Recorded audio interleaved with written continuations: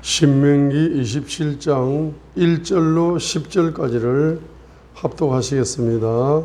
신명기 27장. 모세가 이스라엘의 장로들과 함께 백성에게 명령하여 이르되 내가 이날 너희에게 명령하는 모든 명령을 지킬지니라. 너희가 요단강을 건너 주 네 하나님께서 내게 주시는 땅에 이르는 날에 너는 큰 돌들을 세우고 거기에 석회를 바를 것이요 또 건너간 뒤에 이 율법의 모든 말씀을 그 돌들 위에 기록할지니라. 그리하면 주 내 조상들의 하나님께서 내게 약속하신 대로 주 내 하나님께서 내게 주시는 땅 곧 젖과 꿀이 흐르는 땅에 내가 들어가리라. 그러므로 너희가 요단강을 건너거든 너는 내가 이날 너희에게 세우라고 명령하는 이 돌들을 에발산에 세우고 그것들의 석회를 바를 것이요 또 거기서 주 네 하나님께 제단 곧 돌 제단을 쌓되 돌에 새 연장을 대지 말지니라. 너는 온전한 돌들로 주 네 하나님의 제단을 쌓고 그 위에 주 네 하나님을 위해 번제 헌물을 드리며 또 화평 헌물을 드리고 거기서 먹으며 주 네 하나님 앞에서 기뻐할지니라. 너는 이 율법의 모든 말씀을 그 돌들 위에 매우 분명하게 기록할지니라. 모세와 레위 사람 제사장들이 온 이스라엘에게 말하여 이르되 오 이스라엘아 주의를 기울이고 귀를 기울이라. 이날 내가 주 네 하나님의 백성이 되었나니 그러므로 너는 주 네 하나님의 음성에 순종하며 내가 이날 내게 명령하는 그분의 명령과 법규를 행할지니라 해서 11절부터 26절까지 해서 이제 저주를 선포합니다.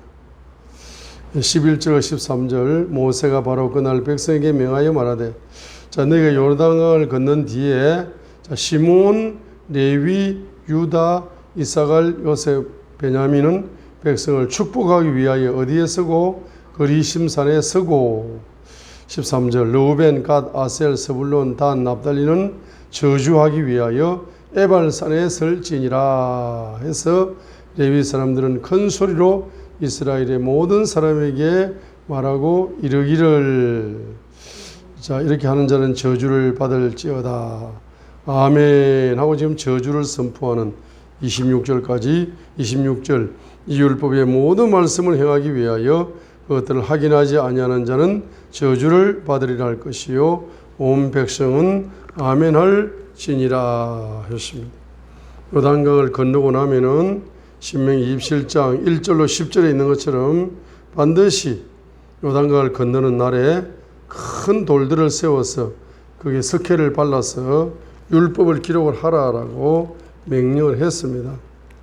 자, 그래서 이 명령을 이제 온전히 순종하기 위해 가지고 여호수아 8장 1절로 29절에 아이성을 점령한 이후에 가나안 중부 지역을 점령한 이후에 가나안 중부에 많은 도시들도 있고 성들이 있지만은 대표적으로 여리고 성과 아이 성이 가나안 중부를 대표하는 성이고 도시입니다. 그래서 여리고 아이를 점령하고 나서 지금 신명기 27장 1절로 10절의 말씀을 그대로 여호수아가 그대로 순종을 한다는 겁니다. 주님의 모략에 순종하여 아이성을 정복하고 나서 이제 정복의 축복을 받았을 때에 그가 정복의 승리와 정복의 영광에 취한 것이 아니라 이제 주님 앞에 모세가 명령한 그 명령을 그대로 순종을 해야 되겠다라고 지금 여호수아 8장 마침표로 3절로 35절에서 자 순종을 하는 겁니다. 한번 읽겠습니다.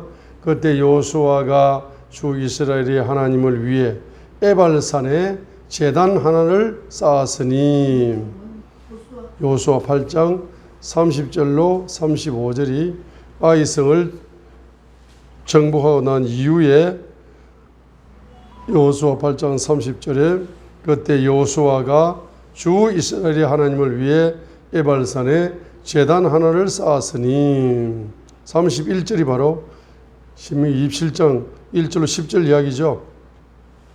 이것은 주의 종 모세가 이스라엘 자손에게 명령한 것과 모세 율법책에 기록된 대로 사람이 쇠를 대지 아니한 온전한 돌들로 만든 제단이더라. 그들이 주를 위해 그 위에 번제 헌물을 드리고 화평 헌물을 희생물로 드렸더라 했어요. 그래서 신명기 27장 1절로 10절에서는 두 가지 명령이죠. 요단강을 건넌 후에 첫 번째 명령이 뭡니까? 신명기 27장 2절에 큰 돌들 위에다가 거기에다가 바로 뭡니까? 석회를 바르고 거기에다가 율법의 말씀을 쫙 신명기 27장 8절에 이는 율법의 모든 말씀을 그 돌들 위에 매우 분명하게 기록을 해라. 첫 번째 명령이고 두 번째 명령은 바로 6절 신명기 27장 6절로 7절이죠. 너는 온전한 돌들로 주 네 하나님의 제단을 쌓고 그 위에 주 네 하나님을 위해 번제 헌물을 드리고 또 화평 헌물을 드리고 거기서 먹으며 주 네 하나님 앞에서 기뻐할지니라 했습니다. 이 두 가지 명령을 지금 여호수아 8장 31절에서 두 가지 명령을 지금 31절 이것은 주의 종 모세가 이스라엘 자손에게 명령한 것과 모세 율법책에 기록된 대로 사람이 쇠를 대지 아니한 온전한 돌들로 만든 제단이더라. 그 제단이 뭐 한답니까? 주를 위해서 번제 헌물을 드리고 화평 헌물을 희생물로 드렸더라 했습니다. 예배를 드린다는 것입니다. 아이성을 정복하는 여리고 중부를 정복하는 그와 같은 정복의 축복을 받았을 때에 제1번으로 뭘 하느냐? 31절에 있는 것처럼 제단을 만들어서 예배를 드리는 겁니다. 예배 중심에 이제 신앙생활을 예배를 최고 우선으로 삼는 겁니다. 예배를 드리려면 희생과 헌금을 드려야 됩니다. 그러죠? 자, 희생과 헌금을 드리면서 예배를 드렸다 이 말입니다. 자, 예배를 드리면서 32절 그가 거기서 돌들 위에 모세 율법 사본을 기록하였는데 그것은 그가 이스라엘 자손들 앞에서 기록한 것이더라. 그 큰 돌을 취해 가지고 거기에다가 모세의 율법 사본을 거기에다가 말씀을 뭐 하는 겁니까? 기록을 하는 겁니다. 그죠?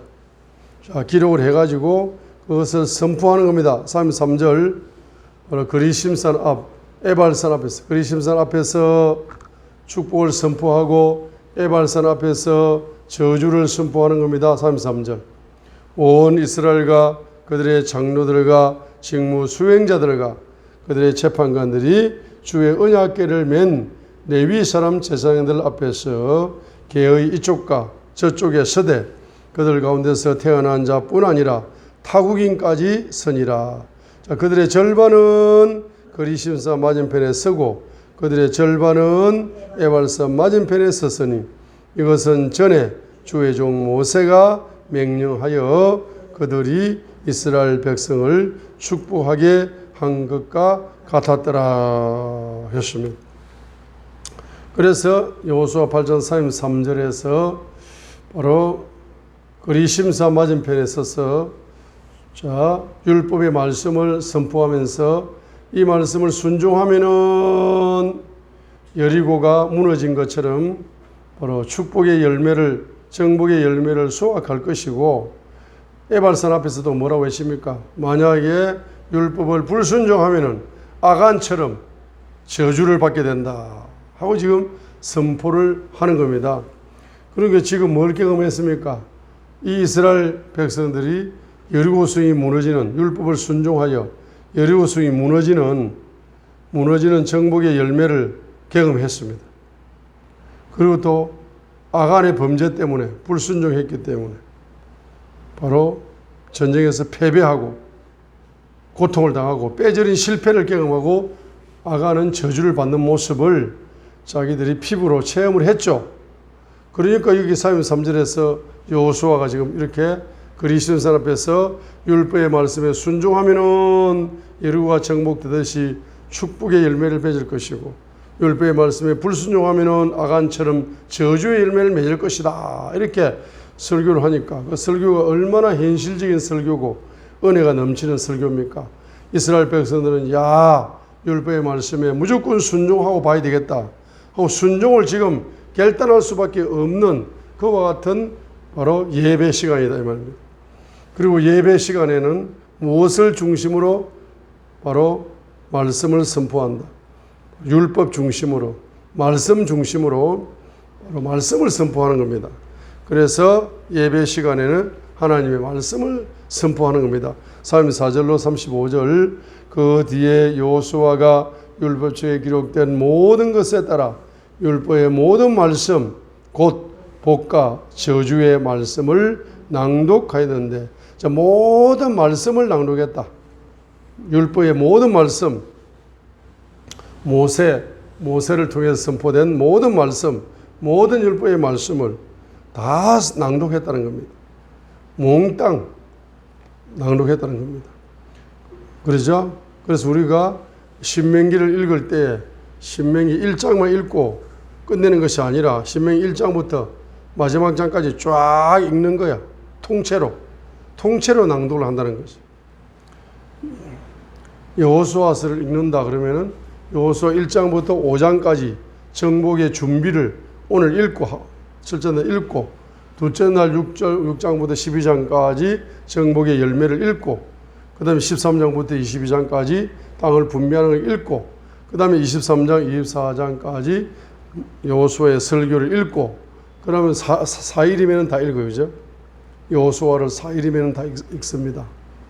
그렇게 이제 이렇게 부분이라 할지라도 이렇게 통째로 다 읽으라는 거예요. 통째로 낭독하라는 거예요.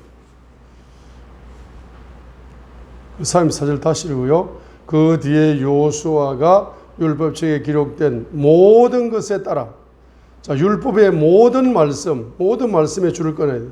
율법의 모든 말씀을 낭독했다. 율법의 모든 말씀 하나도 빠지지 않고 복과 저주의 말씀을 낭독했다. 통째로 읽었다.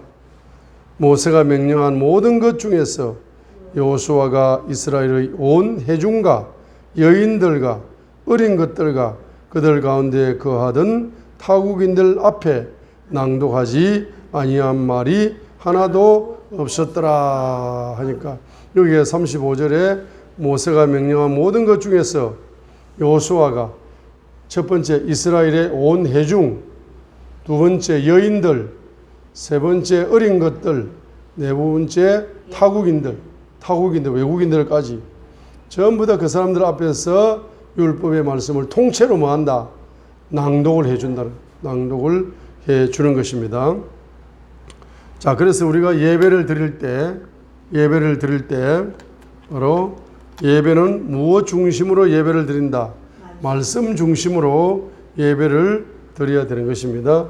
그래서 말씀을 부분적으로, 종합적으로, 체계적으로 이렇게 말씀을 선포해 줌으로써 그 사람들의 영적인 상태가 이제 가나안 남부를 이제 전쟁을 해야 되는데, 다시 한번 말씀으로 전쟁을 할 수 있는 영적인 상태로 이스라엘 백성들을 다 무장을 시키는 겁니다. 예배를 통하여서. 자, 그래서 이제 정복 전쟁에 있어서 여호수아 6장부터 12장까지 그 정복 전쟁에서 가장 중요한 열쇠는 무엇입니까? 예배다 이 말이에요. 예배를 잘 드리고 예배 시간에 주님이 주시는 레마의 말씀을 영적인 무기로 삼아가지고 바로 영적인 전쟁에 돌입하게 될 때 반드시 정복의 열매를 쏘아갈 수 있다는 사실을 이 여호수아 8장 3절로 35절 단락에서 보여주고 있기 때문에 여호수아 8장 3절로 35절이 핵심 단락이다. 정복의 핵심 열쇠다 하는 것을 우리가 알 수가 있는 것입니다. 할렐루야. 여러분도 예배 잘 드리면은 영적 전쟁에 승리할 수 있습니다. 예배 잘 드리면은 예배 속에서 하나님의 말씀을 영적으로 받아서 그 말씀을 영적인 무기로 삼아서 여러분의 삶 속에 적용하고 실천해 나가시게 되면은 여러분의 영적 전쟁에 계속적인 연속적인 승리를 경험할 수 있다는 사실을 말씀을 통하여 깨달으시기를 축복드립니다.